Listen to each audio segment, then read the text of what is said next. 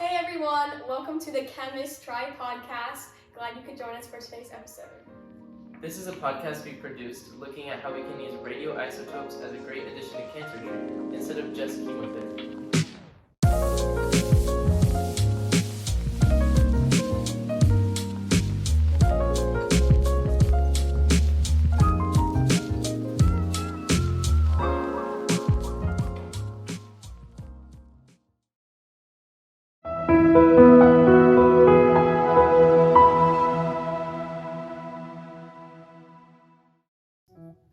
As far as cancer treatment goes, chemotherapy works but has its disadvantages. We are still looking for alternatives.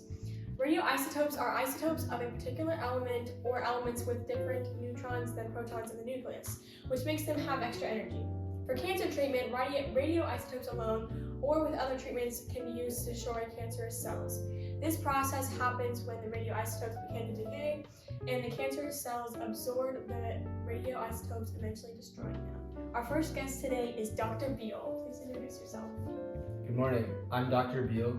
I attended the University of Texas at Austin, Dell's Medical School, and I was within the Department of Oncology at UT, and I researched radioisotope therapy.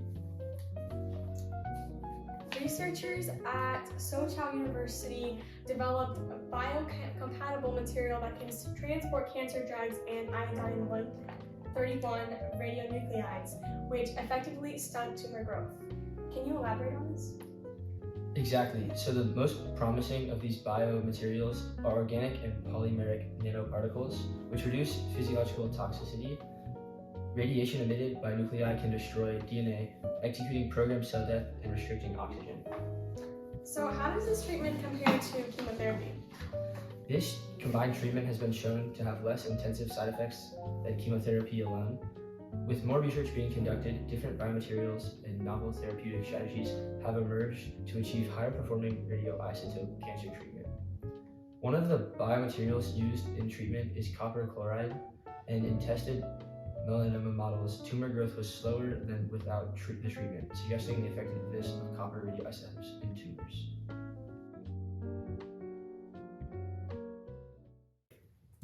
Let's introduce another guest speaker.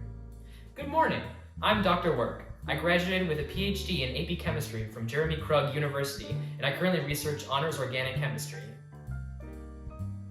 Did you say Jeremy Krug? That reminds me, Dr. Work, can you tell our viewers about this episode's sponsor? Sure. This episode of Chem-is-try is sponsored by Jeremy Krug Enterprises. Are you struggling with learning about chemistry? Then Jeremy Krug has got you covered. With over 20 years of experience teaching AP Chemistry and hundreds of videos on his YouTube channel, you can learn so much about AP Chemistry and ace your exam. Even though it may appear like I've always been the go to chemistry, that's simply not the case.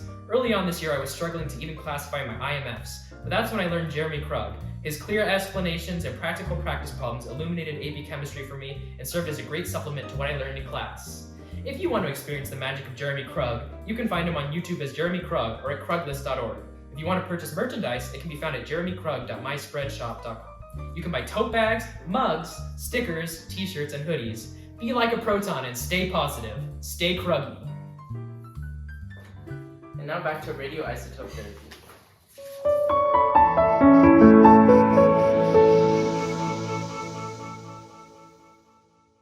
There's also other options with different radioisotopes. Copper is a biomaterial that can be used for molecular imaging and cancer therapy.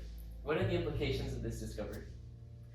5 radioisotopes of copper can be used for molecular imaging and targeted radionuclide therapy. Copper-64 is of particular interest because of its B+ and B- particle emissions. During the process of electron capture in a cancerous cell, it can cause DNA damage and death of cells in the targeted area. By taking advantage of matching pairs and dual emissions of copper radioisotopes, we can apply theranostics to have a beneficial impact on patients. Could you explain some downsides to radioisotope therapy? Patients of radioisotope therapy should be cautious around other people, especially small children and pregnant people. Patients should avoid close contact with others for about a week and avoid sharing towels, clothing, food, cups, and beds. How viable do you think radiation therapy is in the long term? Radiation therapy is highly effective treatment for cancer, whether or not it's standalone or used with chemotherapy.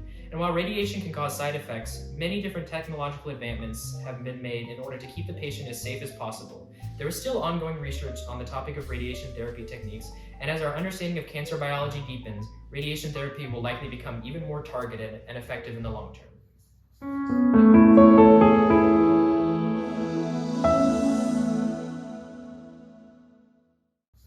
That concludes our podcast on radioisotope cancer treatment. Don't forget to check out the Craig merch and tune in for more episodes on Chem-is-try. Thank you, Ms. Champagne and Ms. McBride, and congratulations on Ms. Champagne's retirement. Thank you for tuning in, and see you next time.